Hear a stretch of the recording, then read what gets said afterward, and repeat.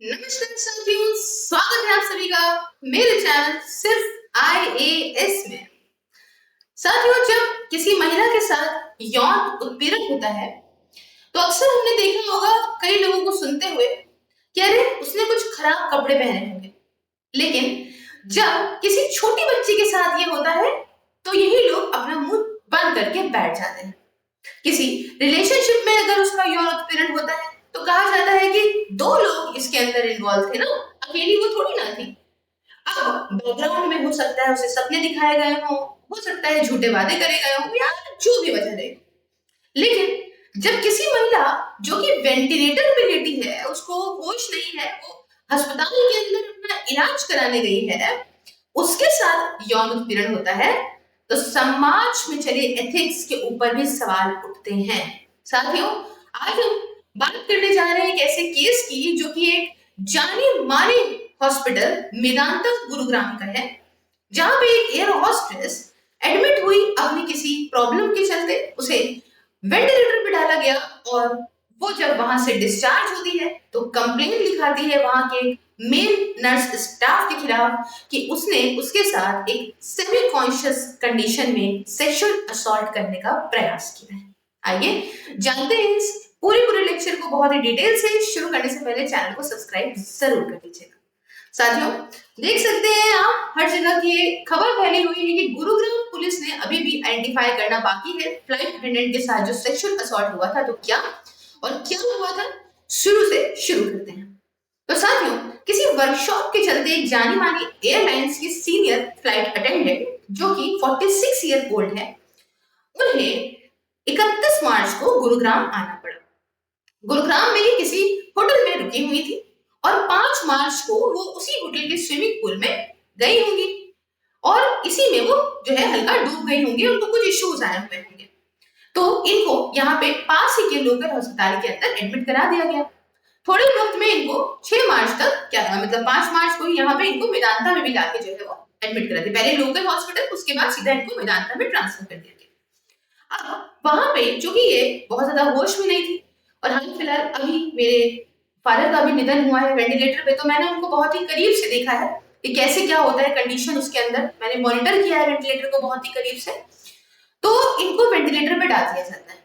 हालांकि बहुत सारे प्राइवेट अस्पतालों का ये एक वो भी है कि चलो वेंटिलेटर पे डाल देते हैं और थोड़ा सा इनकम ज्यादा बनती है। अब ये तो खैर उनका एक अलग मामला था, लेकिन फिलहाल इनको वेंटिलेटर पे डाल दिया जाता है। मेदांता, मैं खुद भी गई हूँ अपने फादर का ट्रीटमेंट करवाने के लिए वहां पे, और मैंने देखा है कितना ही बड़ा, कितने ही विश्व भर से लोग आते हैं और कितना ही जाना माना अस्पताल है, जिसमें डॉक्टर नीलेश त्रिहान जो है वो भी खैर बहुत ही प्रसिद्ध डॉक्टरों में से आते हैं। अब यहाँ पे इनको वेंटिलेटर पे डाला जाता है और इनका ये कहना है कि 6 मार्च को जब ये सेमी कॉन्शियस कंडीशन में थी। अब देखिए, वेंटिलेटर पे बंदा आता है जब वो अपने आप से सांस ना ले पा रहा हो, बहुत ही एक्सट्रीम कंडीशन है। इसकी 3 कंडीशंस होती हैं। सबसे पहले होता है ये नॉर्मल ऑक्सीजन का मास्क लगता है, उसके पहले भी एक होता है कि मतलब पतली सी पाइप लगती है, फिर नॉर्मल मास्क, फिर एक बाई पाइप, एक बड़ा वाला ऑक्सीजन का मास्क लगता है। जब उससे भी इंसान सर्वाइव नहीं कर पा रहा होता है, ऑक्सीजन नहीं ले पा रहा होता है, तो उसको उठा के वेंटिलेटर पे डालते हैं। वेंटिलेटर में एक इतना मोटा पाइप होता है जो कि गले से होता हुआ अंदर तक जाता है। उसके उससे उठने के लिए एक इंसान को अपनी बहुत क्षमता लगानी पड़ती है। जब वो पाइप निकलता है वो कष्टदायक चीज है खुद में। बहरहाल एक्सट्रीम जो है केसेस में वेंटिलेटर पे डाला जाता है। तो इन महिला को डाला गया, ये अपनी मतलब सेमी कॉन्शियस कंडीशन में थी। जब हम ऐसे नहीं होते कि हम कुछ समझ आ गया है, होश में भी हो, होश में नहीं भी है, ठीक है। तो मेदांता जैसे अस्पताल में या अब आजकल आप देखिए प्राइवेट हर ही हॉस्पिटल के अंदर मोस्टली हम देखते हैं कि जब आईसीयू में पेशेंट है तो उसको उसके घर वाले बहुत ही कम टाइम के लिए देखने के लिए अलाउड होते हैं। आपका कोई अपना या कोई जानने वाला अगर एडमिट होगा तो आपको इस बारे में जानकारी होगी। तो बहुत ही ऐसा कम होता है कि लोग जो है वो बहुत टाइम के लिए रह पाए। बहरहाल ये बताती है कि उसी बीच में एक मेल नर्स वहां आया और उनके साथ जो है वो यौन उत्पीड़न करने का प्रयास किया, सेक्सुअली असॉल्ट इनको किया। उसके अलावा इन्होंने ये भी बताया कि उस समय वहां पे 2 फीमेल नर्सें भी मौजूद थी। अब ये एक आरोप काफी गंभीर है। क्या उन्होंने तुरंत ही लगाया? नहीं। जब ये 13 अप्रैल को वहां से डिस्चार्ज हुई और डिस्चार्ज होकर घर आई तो इन्होंने अपनी पूरी कहानी अपने पति को सुनाई और उसी के साथ ही इन्होंने जाके पास में पुलिस स्टेशन में इस बात की रिपोर्ट दर्ज कराई 14 तारीख को। अभी गंभीर आरोप है। कि मेदांता जैसे अस्पतालों में क्या ऐसा हो सकता है? पुलिस ने इस बात की इन्वेस्टिगेशन करना शुरू कर दी। हॉस्पिटल का क्या कहना है? हॉस्पिटल का ये कहना है कि अभी तक देखिए कोई भी चीज जो है वो पूरी तरीके से यहाँ पे कंफर्म नहीं हुई है, इन्वेस्टिगेशन चल रही है। और वेदांता ने एक नोटिस निकाल के इस बात को भी कहा कि हम आपका पूरा पूरा इसके अंदर सहयोग देंगे। हम जिस भी प्रकार से सीसीटीवी कैमरास वगैरह की फुटेज, उस टाइम पे कौन गया आईसीयू के अंदर, कौन आया, इस चीज की पूरी डिटेल यहाँ पे वेदांता ने निकाल के और पुलिस स्टेशन के अंदर पुलिस वालों को सौंप दी है। अब आगे इन्वेस्टिगेशन में क्या होगा वो तो पता चलेगा और सबके सामने आ ही जाएगा। एक सवाल उठता है यहाँ पे कि क्या यहाँ पे महिलाएं किसी अस्पताल के अंदर भी सेफ नहीं है? अगर 1% ये बात सच होती है, ये आरोप जो है वो सच होता है, तो एक पेशेंट मतलब हमारी सोसाइटी के एथिक्स पे किस प्रकार का सवाल उठता है कि एक पेशेंट जो कि कॉन्शियस नहीं है, अपना इलाज कराने गया है, जो कि ड्रग्स दिए जाएंगे उसको तो भाई बहुत ज्यादा वो नहीं होश में होगा, अगर उसके साथ ही हॉस्पिटल में ये सारी चीजें होने लग जाएंगी तो इंसान कहाँ जाके अपना ट्रीटमेंट कराएगा जब एक इतने बड़े नामी ग्रामी अस्पताल में ये चीजें देखने को मिलेंगी। तो एक सवाल इन पे ये उठा कि क्यों आखिरकार इन्होंने हफ्ते भर से ऊपर अपना ये जो है बताया नहीं और इसके खिलाफ कुछ करा नहीं। तो इन्होंने बताया कि मैं काफी डरी थी उस समय। पहली चीज तो मैं उस जगह पे हूँ, मैं उस जगह से निकलूं, मैं उस जगह से निकल गई, पहले तो अपने जोन में आऊं, तब तो मैं इस बात पे सवाल उठा क्या हो जाए, क्यों हो जाए, मुझे कौन सा इंजेक्शन दे दें क्या पता। तो इस डर के मारे इन्होंने कहा कि इन्होंने नहीं बताया। बाकी बहुत सारे एथिकल सवाल उठते हैं, बहुत सारे मॉरल वैल्यूज पे सवाल उठते हैं इसको लेके कि एक पेशेंट तक अगर सेफ नहीं है तो समाज के अंदर क्या ही चीज ऐसी होगी जो सेफ होगी।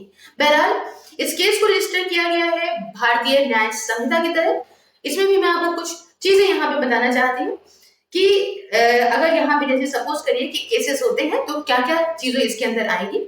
सबसे पहली चीज तो सेक्शन नंबर 64 सेक्सुअल असॉल्ट, उसके अलावा सेक्शन नंबर 65 जो कहता है aggravated sexual assault on a woman under special circumstances, मतलब यहाँ पे वो अनकॉन्शियस थी या सेमी कॉन्शियस थी, आप कह सकते हैं होश में, होश में होना या ना होश में होना की बात कर रहे हैं, ठीक है।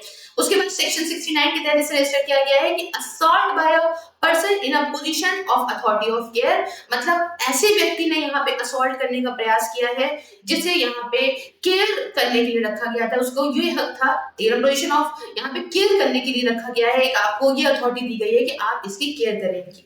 और सेक्शन नंबर 82 जो कहता है criminal negligence bye hospital staff, तो भारतीय न्याय संहिता के तहत इन सेक्शंस के तहत यहाँ केसेस रजिस्टर है।